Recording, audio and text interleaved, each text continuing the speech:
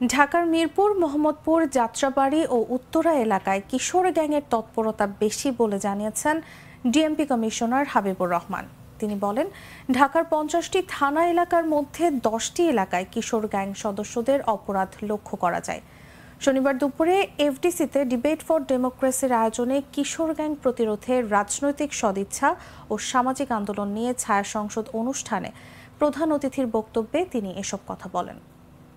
কাউন্সিলরের যিনি সহযোগী রয়েছেন তিনি অবশ্যই কিশোর নন, তিনি প্রাপ্তবয়স্ক বা পূর্ণবয়স্ক যেটি বলেন সেটি, কিন্তু তার অধীনে কিছু সে সংরক্ষণ করে বা সে মেনটেন করে এরকম কিছু লোকজন আছে যারা সে কিশোরদের নিয়ে চলে, এবং সেই কিশোরদের বেশিরভাগই কিন্তু আমরা পেয়ে থাকি যে কিছুটা ছিন্নমূল, কিছুটা ওই রাস্তায় কোনোভাবে কাজ করে, এবং তাদেরকে অনেকেরই দেখা যায় যে বাবা নেই, মা কোথাও কোনো ঝি চাকরের বা এই ধরনের কোনো কাজ টাজ করে, বাড়িতে কাজ করে। ভদ্রলোকের সংখ্যা অনেক বেশি, তারা দেখেন, তাকিয়ে তাকিয়ে দেখেন যে অপরাধ সংঘটিত হচ্ছে, তিনি ভদ্রলোক এটি থানায় কমপ্লেন করতে গেলে বা প্রতিবাদ করতে গেলে নিজে বিপদে পড়বেন সেই ভয়ে তিনি যান না।